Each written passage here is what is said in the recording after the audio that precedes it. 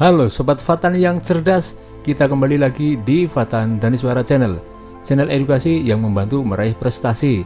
Kali ini kita akan belajar tema 8, subtema 2, pembelajaran ke-1. Siapkan buku dan alat tulis kalian. Jangan lupa berdoalah terlebih dahulu menurut agama dan kepercayaan masing-masing. Semoga pembelajaran kali ini berjalan lancar dan menjadi ilmu yang bermanfaat. Sobat Fatan, saat musim hujan, sinar matahari sering tertutup awan. Hujan hampir turun setiap hari. Bawalah payung sebelum pergi. Pagi itu, daerah tempat tinggal Dayu kembali diguyur hujan. Hujan turun tak henti-hentinya, hampir 2 hari lamanya. Saat Dayu menonton televisi, dilihatnya berita mengenai beberapa daerah yang terkena bencana banjir. Banjir merupakan peristiwa alam yang sering terjadi ketika musim hujan tiba. Dayu ingin mengetahui lebih jauh mengenai bencana banjir. Yuk kita baca bersama-sama. Cermati informasi-informasi yang disampaikan dalam bacaan tersebut. Catatlah gagasan utama dan informasi penting yang kamu temukan dalam tiap paragraf pada bacaan. Banjir bukan sekedar bencana alam.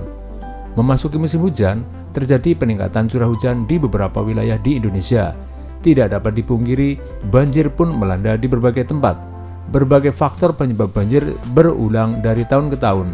Rendahnya kesadaran masyarakat untuk menjaga lingkungan, penebangan liar, pembangunan pemukiman tanpa mengindahkan topografi wilayah merupakan penyebab bencana tersebut. Pendangkalan dan penyempitan badan sungai membuat sungai meluap. Hal ini dapat disebabkan oleh faktor alam. Namun, ada pula ulah manusia yang mempercepat terjadinya hal ini. Menjamurnya rumah di bantaran sungai, misalnya. Permasalahan ini sering terjadi di kota yang berpenduduk padat. Di sisi lain, penertiban pemukiman liar di bantaran sungai juga menjadi kesulitan pemerintah daerah sepanjang waktu. Dari tahun ke tahun, warga yang tinggal di bantaran Sungai Ciliwung, Jakarta harus selalu siaga ketika curah hujan mulai meninggi.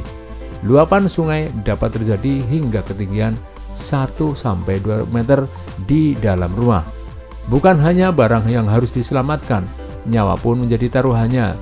Sudah diperingatkan bahwa permukiman di bantaran sungai sangat berisiko ketika curah hujan tinggi. Namun, tetap saja mereka kembali ketika banjir telah surut. Tumbuhnya pemukiman liar di bantaran sungai mendorong penyempitan badan sungai. Aktivitas harian warga seperti mencuci dan membuang sampah di sungai juga makin mempercepat pendangkalan sungai. Di Manado, Sulawesi Utara, rawan banjir dan longsor justru terjadi akibat pembangunan kota yang tidak mengindahkan topografi. Sebagian besar wilayah Manado terdiri atas perbukitan, sementara wilayah daratan dengan permukiman datar sangat terbatas luasnya. Sejalan dengan bertambahnya penduduk, banyak bukit dan lereng kemudian diubah menjadi perumahan. Membaca sekilas dilakukan di dalam hati atau tanpa suara untuk menemukan gagasan utama. Gagasan utama disebut juga ide utama atau inti dari sebuah paragraf. Gagasan utama dalam paragraf dapat ditemukan di awal, tengah, atau akhir paragraf. Dalam teks agak panjang, biasanya terdapat 150-200 kata. Teks disusun dari gagasan utama dan gagasan pendukung. Setiap paragraf memiliki satu gagasan utama yang merupakan inti dari pesan yang akan disampaikan. Beberapa gagasan utama paragraf dapat dijadikan dasar untuk menemukan pokok pikiran dari suatu teks. Oleh sebab itu, sebelum mencari pokok pikiran dari suatu teks, temukan dahulu gagasan utama setiap paragraf. Sekarang, carilah gagasan utama dan informasi penting dalam setiap paragraf.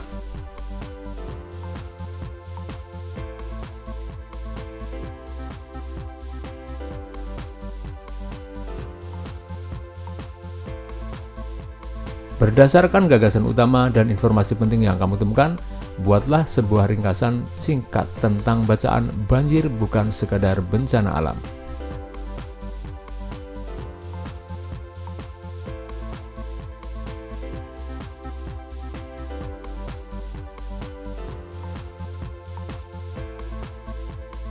Sobat Fatan, pernahkah kamu bertanya mengapa di negara kita hanya ada musim hujan dan musim kemarau? Mengapa tidak seperti negara-negara di belahan bumi utara atau selatan yang memiliki 4 musim? Untuk memahami lebih lanjut, ayo kita pelajari.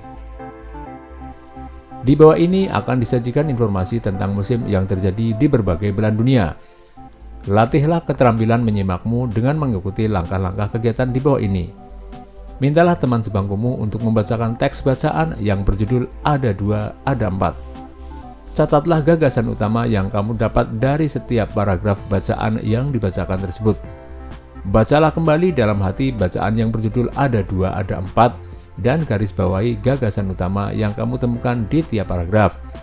Cocokkan gagasan utama yang kamu dapatkan dari bacaan yang dibacakan oleh temanmu dengan gagasan utama yang kamu dapatkan ketika membaca bacaan dalam hati. Apakah ada persamaan? Apakah kamu menemukan perbedaan?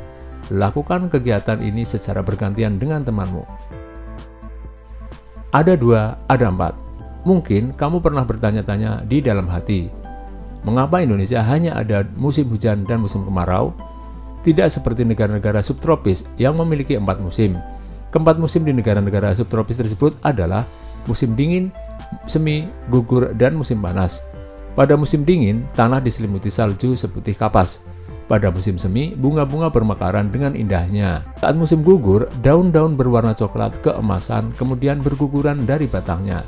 Ada pula musim panas, saat jangka waktu siang hari berlangsung sangat lama dari malam hari, bahkan dapat berlangsung hanya selama 4-5 jam saja.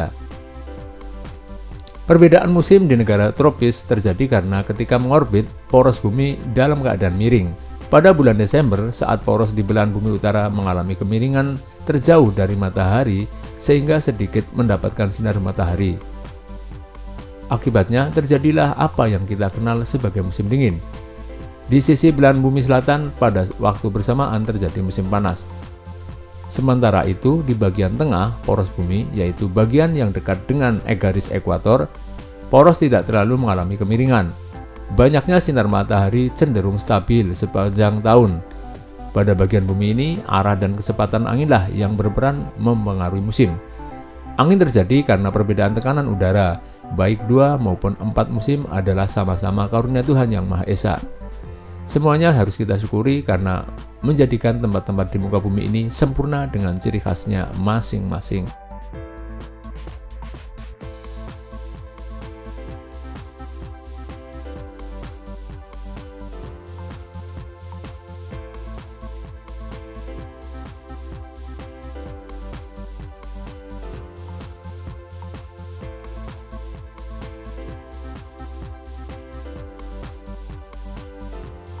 Berdasarkan teks ada 2, ada 4, jelaskan penyebab terjadinya perbedaan musim di bumi.